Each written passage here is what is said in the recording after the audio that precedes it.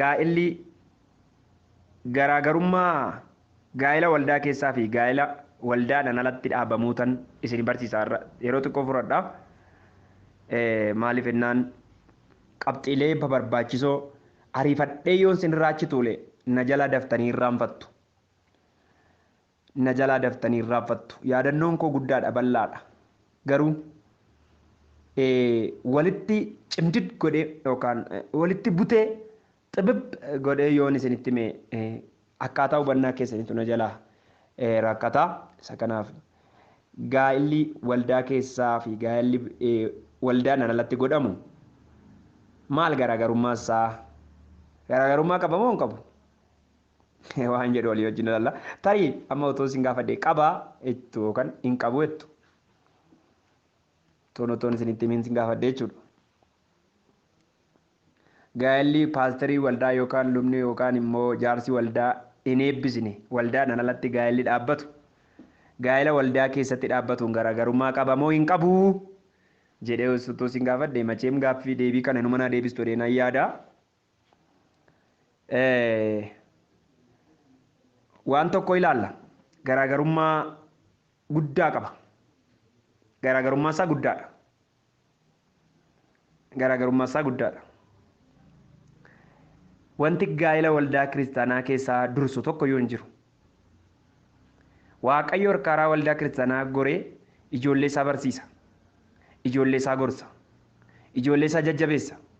Waldaan kiristaanaa akka sagalee Waaqayyoo mana barumsaa keessatti jireenya bara baraa baratamudha. Mana barumsaa keessatti jireenyi bara baraa baratamudha. Waldaan kiristaanaa. Waldaan kiristaanaa iddoo itti ijoollee Waaqayyoo walitti qabaman. Kanaaf Waaqayyo achitti nagaa fi jireenya abboomee akka jiru sagalee Waaqayyoo dhugaa nuu ba'a. Waldaan kiristaanaa agartuu Waaqayyooti. Afaan Waaqayyooti. Miila Waaqayyooti. Harka Waaqayyooti. Yaada Waaqayyoo taatee biyya lafaa kanarra jirti jechuudha waldaan kiristaanaa.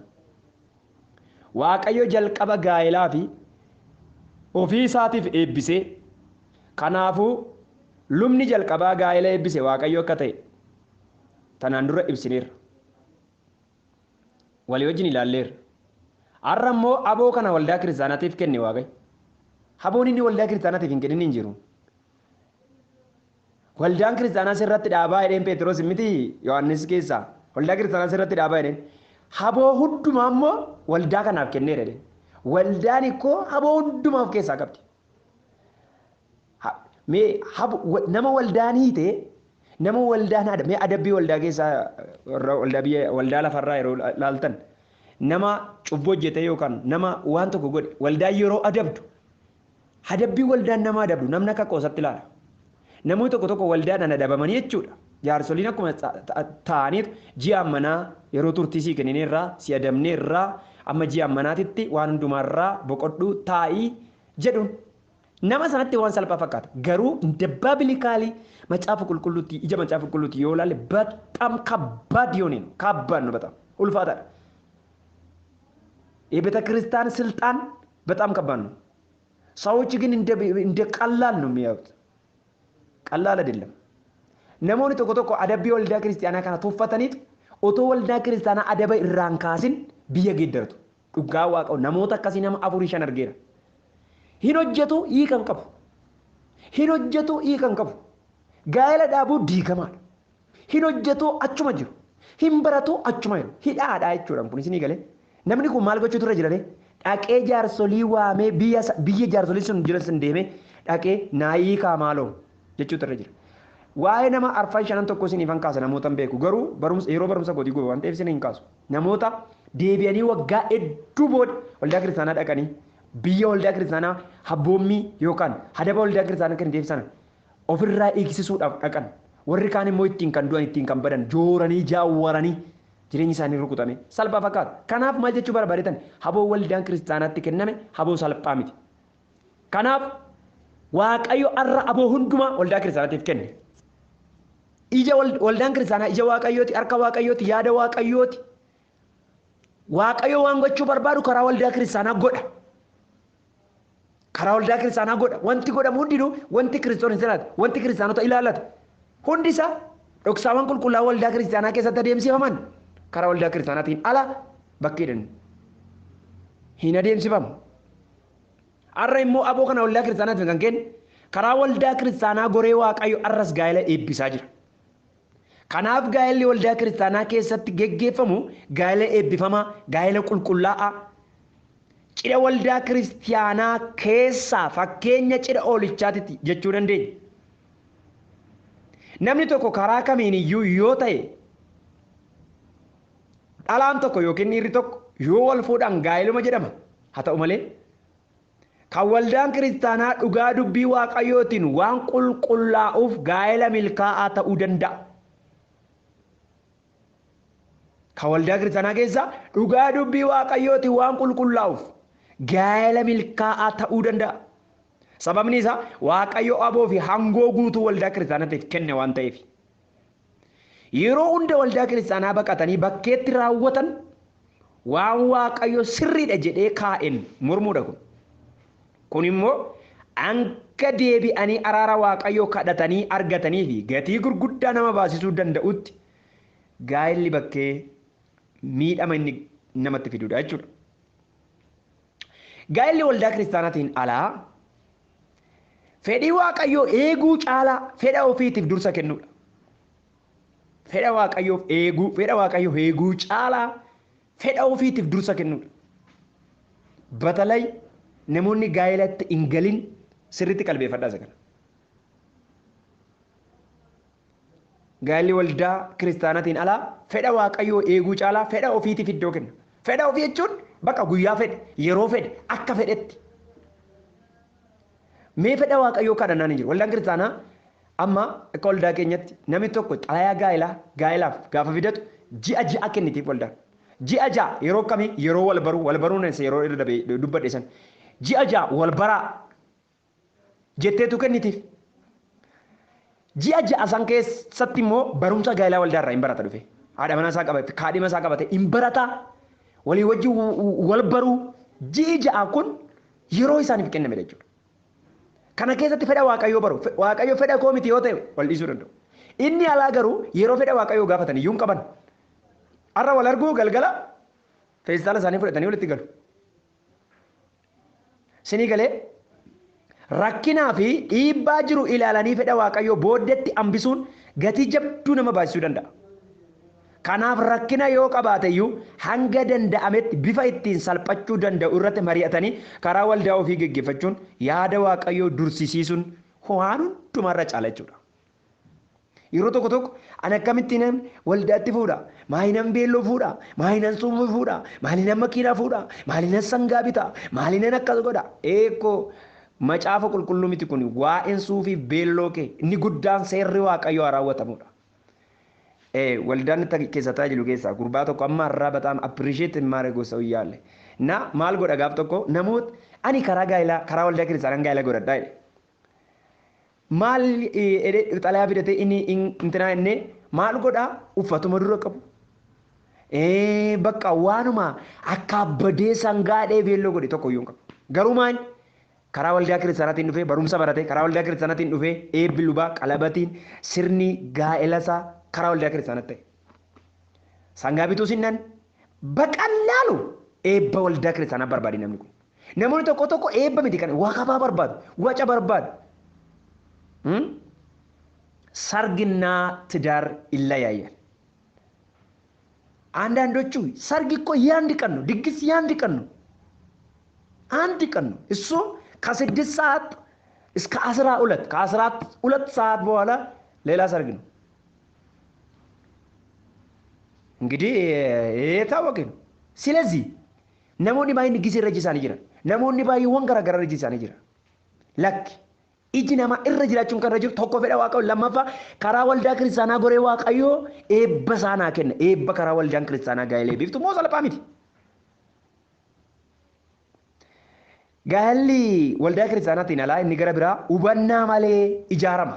Inni lammaffaan tokko fedha waaqayyoo eeguu caala fedha ofii eeguu jenne miti. Lammaffaan immoo hubannaa malee ijaarama. Manni hubannaa malee ijaarama akkam ta'a? surreen fiigaa hidhatan utuu fiiganii namarraa bu'aa hidha Oromoo. Hubannaa malee wanti ijaarame diigamuutti dhiyaatee jiraata yeroo hundumaa. Diigamuutti dhiyoodha. Kufuutti dhiyoodha. Karaan kan biraa ollaa yookiin fira diigamuuti jechuudha. Ollaa diigamuu jira, fira diigamuu jira jechuudha. Hubannaa isaa utuu hin qabaatiin gaa'ela dhaabbachuun cirracha irratti mana ofii ijaarrachuudha. Gaa'elli bifa kanaan dhaabbatu carraan diigamuu isaa baay'ee bal'aadha jechuudha. Hubannaa malee. Sadaffaan seera waldaa baqachuutti seera waaqayyoo cabsuu ta'a.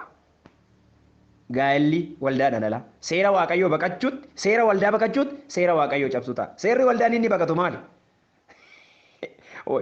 Seerri waldaan inni baqatu barumsa baradhuudha. Seera waldaa kiristaanaati kun. Barumsa gaa'elaa baradhu. Ga'een haadha manaa maali? Ga'een abbaa manaa maali? Kan jedhu kottu baradhu. Waa'ee hundee gaa'elaa kottu baradhu. Seera waldaati kun. Kottuuti qalabatii yookaan immoo waadaa waldaa kiristaanaa duratti si gashina. Seera waldaati kun. Kana seera waldaati. Seera kana baqachuutti seera waaqayyoo waldaatti kenne seera waaqayyoo immoo cabsa. Namni seera waaqayyoo cabsu immoo yeroo baay'ee milkaa'inni isarraa fagoodha. Seera waaqayyoo utuu cabsu seera waaqayyoo utuu hin barbaachisu ta'e seera waaqayyoo utuu hin barbaachisu ta'e waldaa kiristaanaa biyya lafaa irra inni dhaabu ture waaqayyo utuu hin barbaachisu ta'e. Kanaaf waaqayyo seera waldaa kiristaanaa biyya lafaa irra inni dhaabu ture. Kanaafuu waaqayyo seera waldaa kiristaanaa dubbii isaa irratti hundooftee waan baaftuuf ni kabaja jechuudha. Warri bakkeetti gaa'ela isaanii raawwatan seera waldaa baqanna jechuu fi seera waaqayyoo cabsanii abaarsa hin taaneef yeroo saaxilaman bal'inaan ni mul'ata. Kan inni xiyyeeffatu baay'inaan fedha fooniiti. Gaa'elli waldaadhaan alaa fedha foonii. Seexanni waan qulqullaa'u waan hin jaallanneef namni akka inni karaa irraa jallatuuf yaada namaa tuttuqee gara kanatti nama oofa. Fedhii foonii qofa ba'uun diina waaqayyoo akka nama godhu Roomee boqonnaa 8 irra. Namni diina waaqayyoo ta'ee jiraachuun isaa baay'ee rakkisaadha. Diinonni waaqayyoo lafa kanarraa baay'eedha. Nama fedha fooniitiin gaggeeffamu jechuudha. Gaa'elli karaa bakkee raawwatu baay'inaan fedha foonii waan xiyyeeffatuuf yerootti diigamaa oola jechuudha. Garaagarummaa gaa'ela waldaa keessaaf gaa'ela waldaan ittiin alaa yeroo ilaalu gaa'ela waldaa keessaa barsiisa hundee gaa'elaatu kennamaaf yookaan irratti mari'atama. Barsiisa maalii? Hundee gaa'elaa. Gaa'ela waldaan alaa keessatti garuu akkamitti akka wal fuudhantu walii galama malee yerootti barumsa baratan. Hundeen gaa'elaa maalii jechuutirra hundeen gaafa wal fuunuu sun maali jedhu kan alaa garaagarummaa isaa ilaalaa. Garaagarummaan inni waldaa keessaa barsiisa hundee gaa'elaa, waa'ee gaa'elaa, hubannaa gaa'elaa macaafa qulqulluurraa baratan. Alatti inni alaa garuu akkamitti akka wal fuudhan walii galu mari'atu. Akkamitti wal fuunu? Maal goona? Gaafas maal goona? Kan. Lammaffaa inni waldaa keessaa gorsa gaa'elaa barbaachisutu kennama. Inni alaa immoo maaltu waldaa wajjin nu rakkisee kan jedhantu haasaama jechuudha waldaan alatti. Inni gara biraa gahee abbaa manaa fi gahee haadha manaatu baratama waldaa keessatti. Alatti garuu wal morkiidhaan guutuu ta'a. Waldaa keessatti kadhannaatu godhamaaf. Inni waldaan alaa yaada ofii isaanii qofatu raawwatama. Waldaa kiristaanaa keessatti eebba waldaa kiristaanaatu godhamaaf. Alatti garuu qulqullummaan tasayyuu kan hin jirre hojii xuraa'ummaa keessatti galanitu ganaa gaa'ela qulqullaa hin taane wajjin rakkatu. Qulqullummaan iddoo olaanaa qaba. Walumaa galatti gaa'elli waldaa kiristaanaa keessatti geggeeffamuu fi gaa'elli karaa bakkee geggeeffamu garaagarummaa guddaa qaba jechuudha. Kanaafuu Waaqayyo waan qulqulluu arguutti waan gammaduuf namni hundumtuu utuu akka humna isaatti gaa'ela isaa waldaa kiristaanaa keessatti raawwate eebba gaa'ela keessa jiru kana dhangalaafate mana isaa hundee cimaa sana irratti utuu ijaarrate fedha Waaqayyo isa guddaadha. Waldaan kiristaanaa karaa ittiin Waaqayyo gaa'ela eebbisu akka ta'e kanarratti ilaalla jechuudha. Kanaaf Waaqayyo gooftaan maccaa isin gargaaru isin jedhe. Waan tokko isin jedhe waldaan kiristaanaa biyya lafarratti aboo guddaa waan qabduuf namoonni waan lama dubbadha. Tokko gaa'ela waldaa kiristaanaa wajjin gaggeeffachuudhaaf nama isinii wajjin walii galu mariisisuu baay'ee barbaachisaadha. Inni warri gaa'ela dhaaban immoo carraa karaa waldaa kiristaanaa deebi'anii waadaa haareffatan qaba. Akka sirna waldaa keenya waldaa makaana Yesuusitti amma jira. Namni waggaa tokko waggaa lama erga gaa'ela karaa alaayyuu gaa'ela godhatee dhufee waldaa kiristaanaa mariisisee qalabatiidhaan daganaa miizee godhatee haareffannaa gaa'elaa kan jedhamu waldaa duratti saba guddaa duratti aalle jira jechuudha. Waadaa haareffachuu jedhama inni kun. Kalaa lamaanuu jira jechuudha. Egaa isa kana waama dubbachuun irra jiruufan dubbadhaa. Mata duree itti aanutti hin darbu. Eebbifamaa Waaqni isin haa kabaju yeroo gara biraa mata duree biraatiin wal agarra.